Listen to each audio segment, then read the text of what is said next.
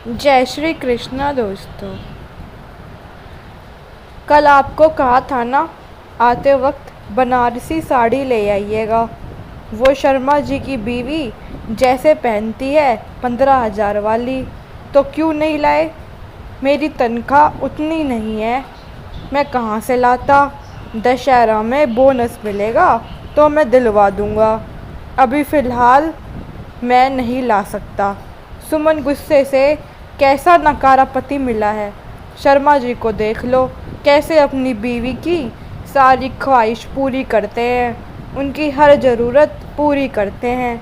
मेरी तो ज़िंदगी ही तबाह हो गई तुमसे शादी करके।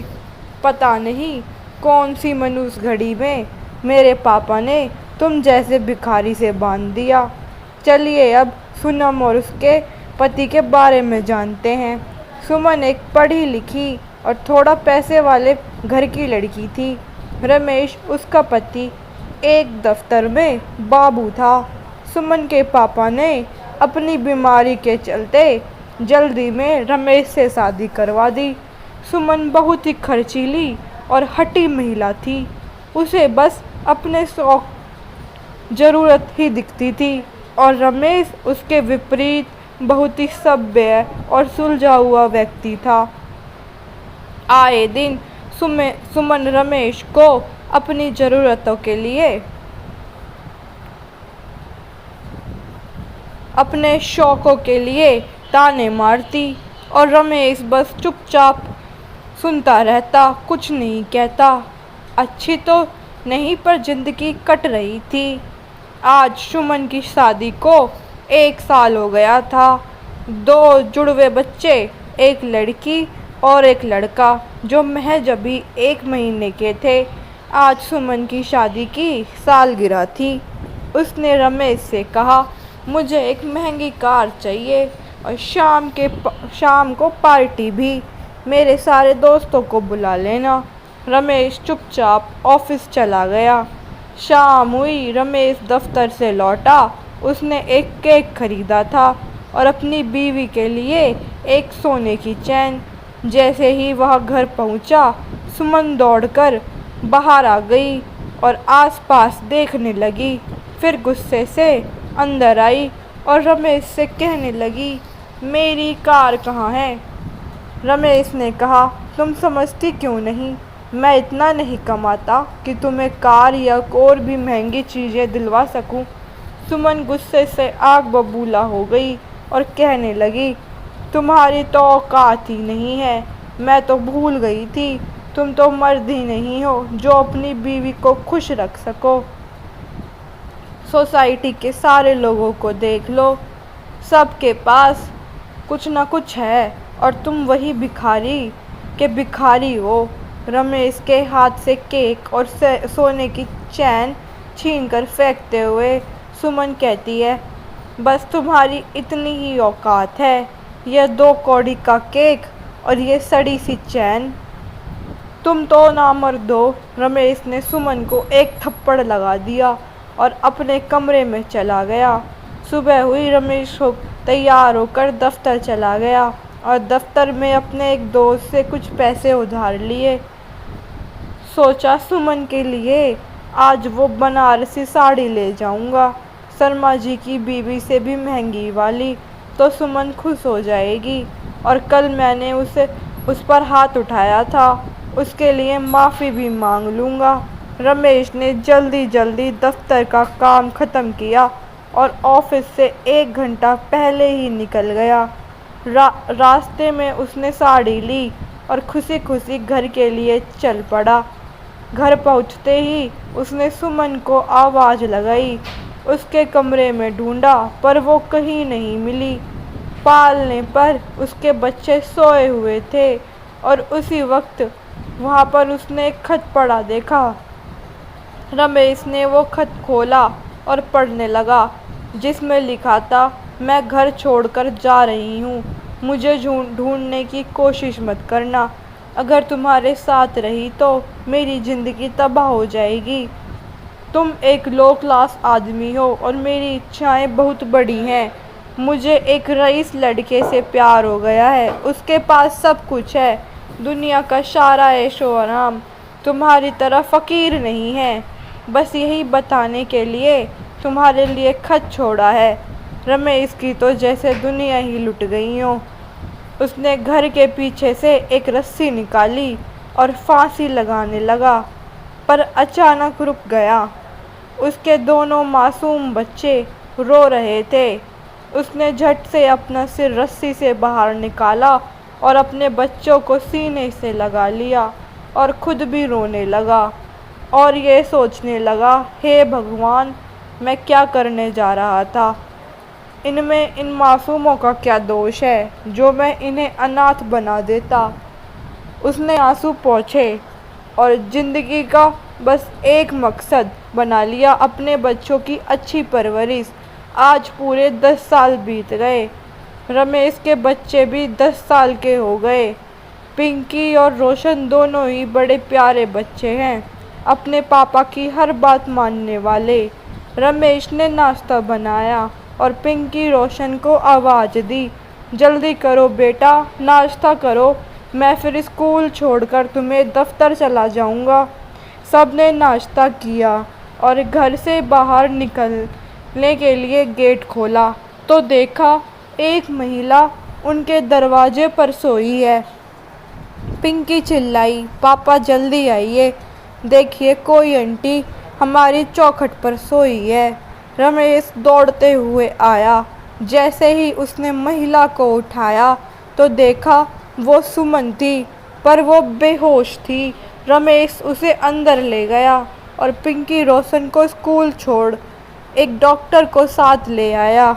डॉक्टर ने इंजेक्शन लगाया। कुछ ही देर बाद सुमन होश में आ गई।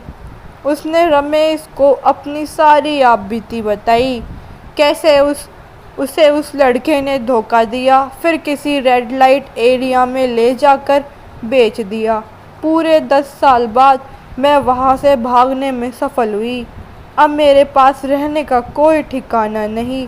भाई भाभी ने भी मुझे रखने से इनकार कर दिया, इसलिए मैं तुम्हारे पास आई हूँ। और सुमन रमेश के पैर पर गिर जाती है। रमेश सुमन को उठाते हुए बड़े प्यार से कहता है, तुम यहाँ रह सकती हो और पिंकी रोशन तुम्हारे ही बच्चे हैं, पर हाँ, बस एक शर्त पर, ना तुम्हारा मुझ पर ना मेरे तुम पर कोई अधिकार होगा। तुम मेरे बच्चों की माँ हो पर मेरी पत्नी नहीं, क्योंकि मेरी पत्नी तो उसी दिन मर गई जिस दिन उसने मुझे धोखा दिया, मेरे बच्चों को अपनी माँ की ममता से दूर कर दिया, सिर्फ पैसों के लिए छोड़ गई। रमेश उठकर अपने कमरे में चला गया और सुमन रात भर रोती रही। आज इतवार था। पिंकी, रोशन और रमेश सबकी छुट्टी थी। पिंकी ने ज़ोर से चिल्लाया, पापा आज हमें इडली खानी है। रमेश ने कहा, जो हुक्म मेरी माँ। और रोशन ने कहा, पिज्ज़ा चाहिए। सुमन उठ चुकी थी। पिंकी और रोशन ने कहा, आंटी आप भी आ जाइए, नाश्ता कर लीजिए। रमेश ने नाश्ता लगाना शुरू किया। पिंकी रोशन ने खूब खाया।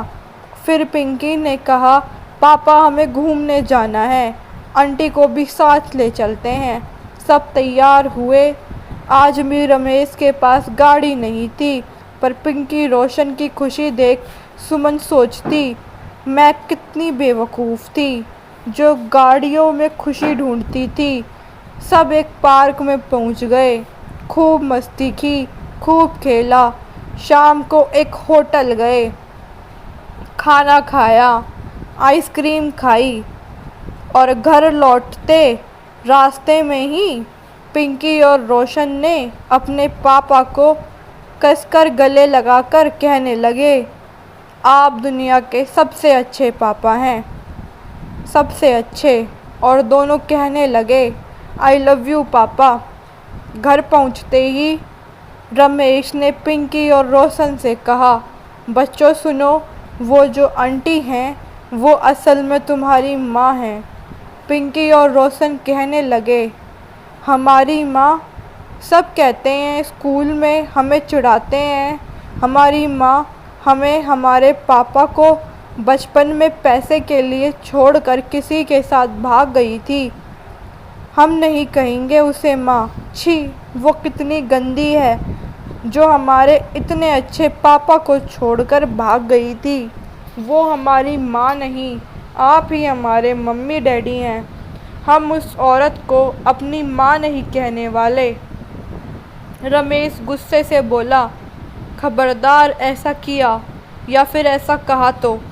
बच्चों, माँ माँ होती है, वही बच्चे दुनिया में खूब आगे बढ़ते हैं, खूब नाम कमाते हैं जो अपनी माँ की इज्जत करते हैं। बच्चों, सबकी माँ नहीं होती और जिसकी होती है उसे उसकी कदर करनी चाहिए। पिंकी ने फिर कहा, पापा, पर वो हमें इतने साल छोड़ गई थी। सबकी माँ थी और हम माँ के लिए रोते थे, पर ये माँ उस वक्त क्यों नहीं आई? रमेश ने कहा, बेटा, इनकी कोई मजबूरी होगी। लोग झूठ कहते हैं कि तुम्हारी माँ भाग गई थी। वो तो कुछ महत्वपूर्ण काम से बाहर गांव गई थी। और मेरी एक बात हमेशा याद रखना बेटा, बस माँ ही कुर्बानी दे बच्चे के लिए। कभी बच्चों को भी उसकी खुशी देखनी चाहिए। फिर रमेश ने कहा, कल सुबह आप दोनों उसे माँ कहना, फिर देखना वो आप दोनों को किस स्नेह से गले लगाएगी कि आप दोनों अपने पापा को भूल जाओगे। ये कहते कहते रमेश रो पड़ा। पिंकी ने झट से दौड़ती गई और रोशन भी, और दोनों अपने पापा के गले लगते हुए कहने लगे, पापा, आपने जैसा बोला है हम वैसा ही करेंगे, क्योंकि आप ही हमारे ईश्वर हैं। हमारी टीचर कहती है, अपनी खुशी दूसरों पर लुटाने वाला वही सच्चा इंसान और सच्चा मर्द कहलाता है। सुमन सब सुन रही थी और उसे वो बात याद आ गई, तुम तो मर्द ही नहीं हो। और उसकी खुद की बच्ची उसके पति को सच्चा मर्द कह रही थी। सुबह हुई, दोनों बच्चे आए और मम्मी कहकर सुमन के गले से लिपट गए और रोने लगे। सुमन भी रोने लगी। फिर सबने नाश्ता किया। रमेश ने कहा, चलो बच्चों स्कूल। रोशन और पिंकी ने अपनी मम्मी को किस किया और आई लव यू कहकर अपने पापा के साथ चल दिए। और सुमन दरवाजे पर आंसू लिए बस यही सोचती खड़ी रही, क्या सच में ये नामर्द थे या नाकारा पति? बहरहाल जवाब उसे पता था, पर कुछ चीज़ों का जवाब आंखें देती हैं, दिल देता है, जुबान नहीं। तो दोस्तों, आप सभी को मेरी कहानी कैसी लगी? अगर अच्छी लगी तो मेरी कहानी को लाइक करें, चैनल को सब्सक्राइब करें, वीडियो को शेयर करें। धन्यवाद।